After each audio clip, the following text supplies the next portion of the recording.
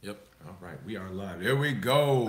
I love the way we start these shows. Antonio, love the way we started off. Okay, let me bring up the chat box so I can I'll say that comment out loud. What did he say? That was pretty funny. All right, so good morning, everyone. Fellow Bitcoiners, welcome back to the Gentlemen of Crypto, episode 87. Oh, yeah. I am King. And I'm Bitcoin Z, and we're here to bridge the gap between cryptocurrency and the community. Every day at 10ish. So we're at 10ish right now. Antonio, what's going on? Antonio said, "Hey, Devin. Morning, Zay and King. Are you hungover, or is this, or am I in my Miami BitConnect meetings?" So actually, we'll be in Miami this week for the Miami folks. And yes, I would say tired more than anything. But here we are, as always, to talk about this great. It was a great birthday weekend. Thank you for everybody who came out for that. Great, Bitcoin meetup Thursday as well. Thanks for the folks who came out for that. And yeah, so let's get going. First things first, we have the free Bitcoin blast week. We actually didn't do it. However, we did have some good comments to two people who, the last two, I've sent that Bitcoin. So you should have your payment there soon. Hey, Ashley, how you doing? No free Bitcoin today, but we do have a lot of good news to get out there for you. And we'll push out some at the end of the show day. All right, so temporary government shutdown. We saw that government closed Friday night, as they always do. What we say? Right. Friday night. Friday night. They always slide it in, man. They slid it in Friday night. Government shutdown for a couple days this weekend. Wasn't huge. Oh, nice. Thanks, Crypto Chris. Crypto Chris said we're on D Live as well. Perfect. Nice. Yes. Thanks, Alicia. It was off the chain. Those words don't even do it justice. Yeah, I was say. But yeah, so government shutdown only lasts 2.5 days. Bitcoin's, you said this morning they turned it back on, turned the faucet on. Turn the faucet back on for at least 2 more weeks. I believe it's February 8th is when they'll vote again. Okay. So like people have seen with government shutdowns, if people start getting scared, from an economic standpoint, then you'll see that dip in the market. However, as soon as the government shutdown was announced that it was over for 2 weeks, the market spiked, stock market, as well as some of the Bitcoin price. So yeah, it's one of those things. We've discussed it plenty of times on Friday nights. Oh man, they sneak in stuff. They sneak it in. And we've had government shutdowns before recently. However, in my opinion, if we have one for an extended amount of time during this administration, that's going to be, that's going to really see how strong our economy is from that point. So, yeah, we've experienced it before. 2 days is nothing, but it's one of those things. It's going to happen. So it's going to happen. It happened. Like you said, they turned the faucet back on, so we'll see what happens in a couple weeks. But let's go ahead and get started. Starting the show, we have 2 dinos of the day today. We were gone for a few days. We accidentally left the latch off the park gate, and they were running wild. They were running wild. But first dino of the day is Peter Brockver. He is the chief investment officer at whatever advisory group. I'm not even gonna give it a shout out. Well, he thought he was gonna get this free marketing, son. Nope. Don't even want to know it. But he said he sees the potential for Bitcoin to be around for a long time, but with a significant price drop coming when the Bitcoin bubble bursts. He said the current dip could be, so actually the article, I think it was on Cointelegraph, they were saying the current dip and the price could be attributed to him saying that on CNBC, which is possible because a lot of mainstream investors are on CNBC. But yeah, I don't know. It's going to be around for a long time, but it's going to have a significant price drop coming when the bubble bursts. Like, all right. Well, give me some dates. Yeah, give some dates. Some price points. And put your money where your mouth is. Open a short and show people or whatever. It's one of those things where it's another vague statement. It's another guy who's been around in the Wall Street world, but not in the crypto world. So, in my opinion, we're just getting started. But to him, we may go down to 1,000. So, let's go ahead and give him that reward. Right. I was looking for it right now. Let's go. Like these guys come out of everywhere. Yeah. I mean, these are first all we had was a Stegosaurus from Dino Diamond, but now we're getting these. Yeah. I mean, I don't even know who this dude is. Yeah, Roger. What does that even mean? Exactly. Like that statement is so broad. It could mean it's like, it could go down. I wouldn't be surprised. Like, what is that? Come on, man. Well, if you think that was broad, we have this second dinosaur is probably worse, which is Yale economics professor and Nobel laureate Robert Shiller. We actually talked about him before. He got a dino the day before already. His last name is Shiller? Right. Come on. Yeah, we really gonna trust what you have to say. Yeah. But he actually got back on CNBC in the last week, and he admitted that his first comments about Bitcoin about a month or so ago were wrong. He said that now he doesn't know what to make of Bitcoin ultimately. And this was after he first called Bitcoin the best example of a bubble. But now in his newest quote, he came out and said, Bitcoin might totally collapse and be forgotten. And he said, and I think that's good, that's a good likely outcome. But he said it can linger on for a good long time. It could be here in 100 years. Bruh. All right, a bubble, if it's 100 years. And we ain't gonna be able to see it. What are you talking about, man? What are you talking about, man? 100 years? Come on, dog. Like, at least it's gonna go, I mean, we know it's gonna go at least 100 years. It's mining until 2140. So at the very least, it'll still be Bitcoins coming out. But from a price standpoint, 100 years, dog, that's your... If you were trying to tell people how to trade, you were like, hey, you gotta look at this 100-year chart. You gotta look at a 100-year chart. What are you talking about? I need something for the 100-year bubble. Like, come on, man. Yeah, that is right. Industrial Revolution was a bubble, but I mean, how long? Yeah, we go back. Everything's a bubble. You know what I mean? Everything. Like, I mean, they're really out here telling people that, hey, you know, this might work for your life and some of your kids' life. But eventually it'll stop working. Yeah. It sounds like the horse and carriage. It sounds like cars with gas. Yeah. It sounds like dial-up. It sounds like everything we had that eventually, yes, something better does come. So I'm sure something after Bitcoin better will come. I mean, come on. Duh. It's not that we're just evolution. It's evolution. So again, for this to be a Yale professor, a Nobel laureate, he's discrediting what it means to have a Nobel Prize. He's discrediting Yale as a university. He's discrediting himself as an economist. Like, you are supposed to be a professional. You are supposed to, know all the intangibles. At least I'll give him props that he came back and said, you know what? I didn't know what I'm talking about, but since you're still listening, let me tell you something else I don't know what I'm talking about. Absolutely. But yeah, so that's Robert Schiller. And again, Peter Brockbear. I mean, he's not even important enough to get his name wrong, so forget him. But you two are officially our dinos of the day. Let's give him that loud roar. Give it to him. There it is. You know we're going to let it roll a couple times. Oh, yeah. The double roar. The double roar. Oh yeah. Listen, like, these dudes are too funny, man. I love it though. Oh yeah. I don't know. It sounds like people who didn't buy Bitcoin early enough to me. So whatever. Yeah, pretty much. So South Korea is now saying they're going to tax crypto exchanges 24.2% in line with their existing tax policy. South Korea may be one of the reasons, in addition to these people that keep going on CNBC with false information. South Korea is another reason why we're seeing this price dip a little bit. But yeah, they're talking about taxing everybody a quarter of imaginary money because they want in now. They want in. We've been saying that, of course, like, governments have no choice but to figure out a regulation because, for one, they can't stop it. There are too many people. The Pandora's box has been open now. There's too many ways to make money off of it to use it. So you regulate and make money off of it. And we see it at 25% or 24.2% clip. BitHum, which is one of the main ones, they made $300 million last year. They'll be paying something around $60 million in taxes. But it's one of those things where it wasn't real when I first got into it. Then it was, the scam, scheme, and all of that. But now it's legitimate money enough so they can tax it. But they're not really taxing individuals, so to say, which I've always said that's almost impossible to figure out what everybody has in crypto world. Right. However, if you can get 5 or 6 exchanges to pay up, you at least get something out of it, and you can try to regulate it from there. So, but we'll start seeing decentralized exchanges and other things. So that's one of those things that just news-wise we saw it coming, but. Well, it's also one of those things. I wonder if not only they're taxing now. Are they going to take the money in crypto, or is it only going to be taking it in fiat? Because if they were to only take the tax money in fiat, come on, that's theft. If you want to tax something, take it. If you think it's valuable enough to tax it, if you want a piece of it, then go ahead and take it. So we'll see. I haven't read up on that. What's going on with GS everything? IOTA wallets? Yeah, did you see it already? I saw it. I haven't read do my full due diligence. Yeah. I was gonna say I was going through it this morning with the seed generation wallet. There are some online. What they basically did was if you generated a seed through their website, they stole straight from your IOTA wallet, because if you generate it on their website, they could easily. What was IOTA website? Yeah, it was the official one, or was not it the official one? It was a clone website. No, it was a IOTA backed wallet website. Oh, okay. So they said, hey, this is a good wallet to use. Yep. And the seed generation was stolen and people lost money. So you want to make sure with some of these altcoins that we've seen, hey, they may start out good, they may sound good, but this is the market. It's the Wild West, so you want to make sure you're safe on that. But yeah.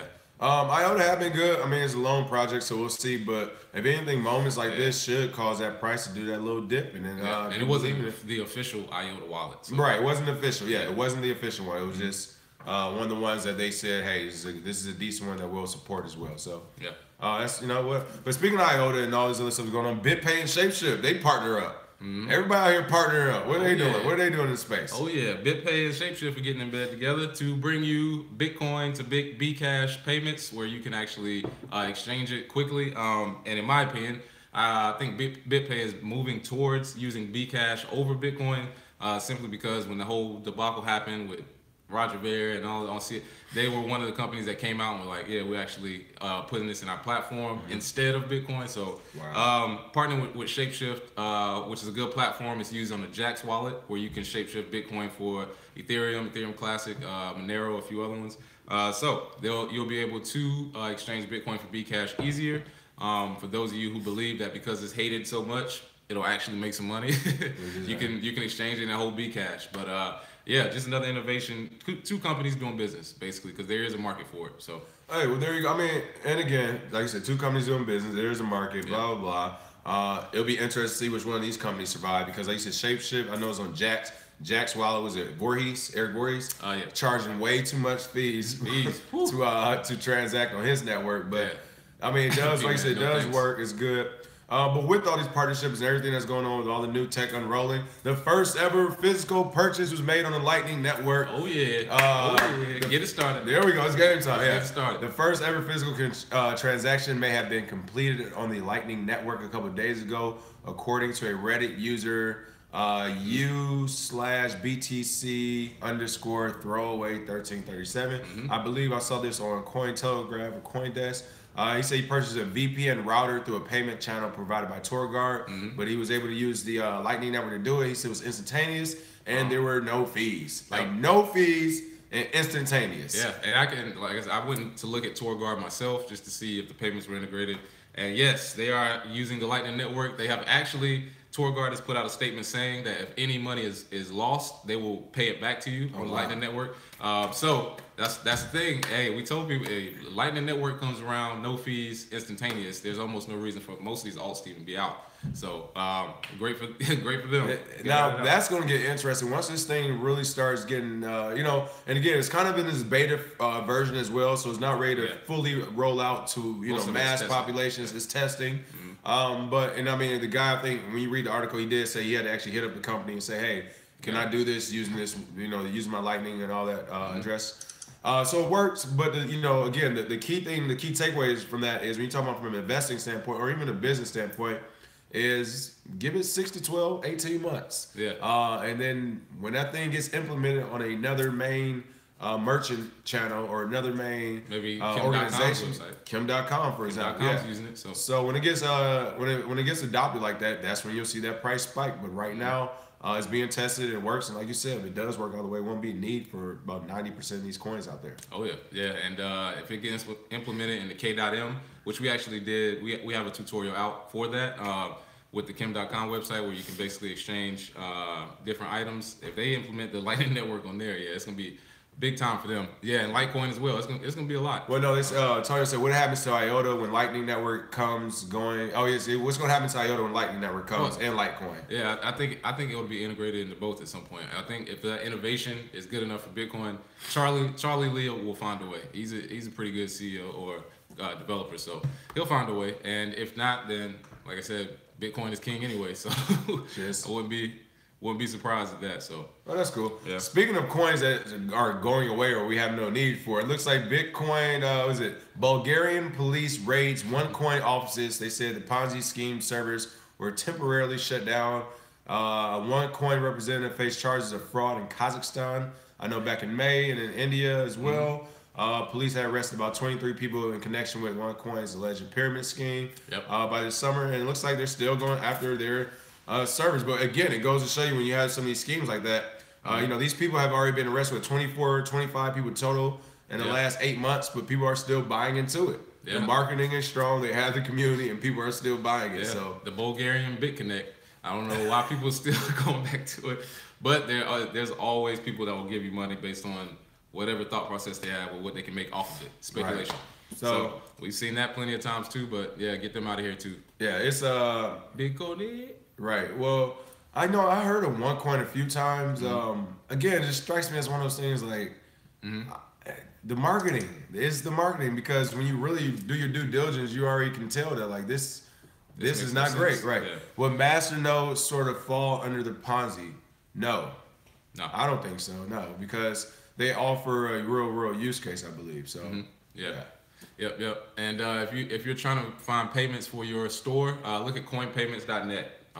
You can actually buy over 150, I think, different cryptocurrencies you can use. So yeah, you can get on there.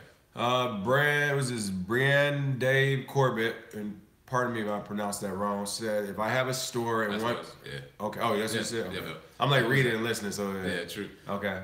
And masternodes, masternodes are definitely legit. You can make some good money, long term, from on a daily basis. Ahmed, how much does a Znode cost? Masternode cost? You said that's the best one. Oh, Bree and Dave. Okay. As I was reading it out loud, I kind of figured that. Thank you. They're good stuff. It costs $1,000, I believe. 1,000?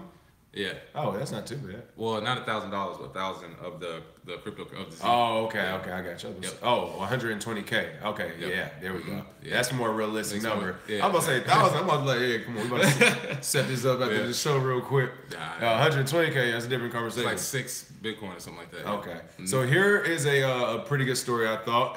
Bitcoin laundering is less than 1% of all transactions. So the Bitcoin money laundering that the government and banks want to keep pointing at and say this is what we have to watch out for. Well, a recent report from the Joint Bitcoin Analysis Team of FDD and Illicit, a Bitcoin forensics company, indicated that less than 1% of all Bitcoin transactions involve money laundering. Absolutely. What? You would think criminals who are smart enough to use crypto are also smart enough to use Monero and Zcash. Yeah. Oh, man. Yeah. And that if people are going to do criminal activity, they're going to use whatever money is around. Like, it doesn't matter. So, yeah, if you keep blaming it on Bitcoin, like we said a few years ago, everything was centered around it being a scam. Is it because people, were using it for drug purchases and they saw stuff in the news? But very, very, very big time FUD. And, of course, over the years, we've gotten over it. I mean, just another time that somebody's tried to come out and say something bad about Bitcoin, which is hilarious because we keep having proof that it's not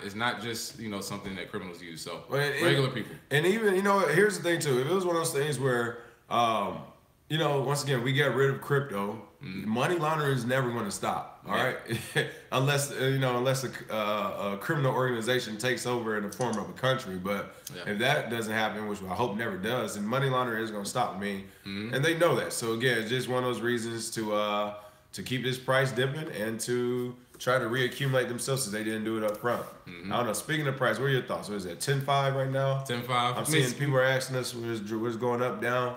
Well, we may see a dip to the 8,000 range. That'll be a good double bottom at the local area that we are right now on the 4-hour chart. So we may see that. May see a influx of new money coming in once it does hit a lower price because that is a great buying point. And also too, when the market's going sideways like it has been for the most part, sometimes it's good to do nothing. Doing nothing is sometimes just as good as making a trade. So that's pretty much. Let's see. Yeah. Not sure with Ethereum, but. We will see some slide, but overall, still bullish.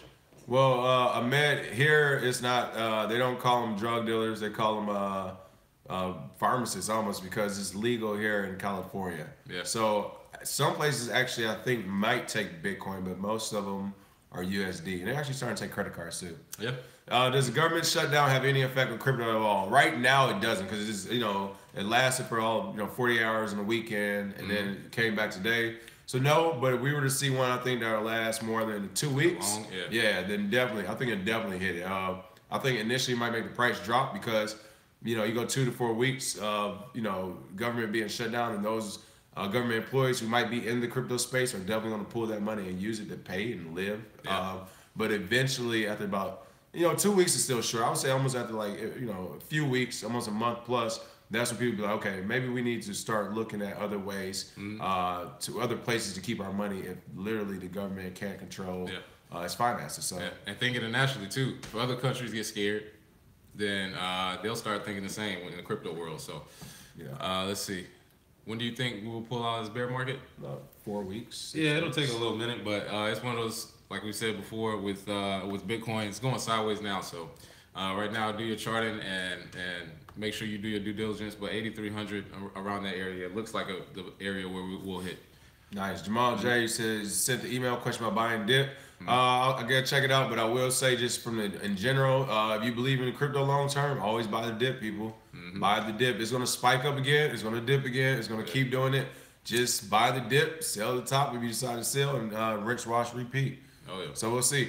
Other than that, for the free Bitcoin day, what do we have? For the free Bitcoin today, will you use Bitpay and ShapeShift's new feature to buy Bcash? Because I know a lot of people are like, I'm not gonna get Bcash, but at the price it is now, I can see it being pumped, or I can see it being bought and used by certain people just to make it look good. So put that public address with it, and will you use Bitpay and ShapeShift integration? So yeah, put that there. We'll send that free Bitcoin. After the video, would you use it? If so, how? All that good stuff. Funny comments, of course.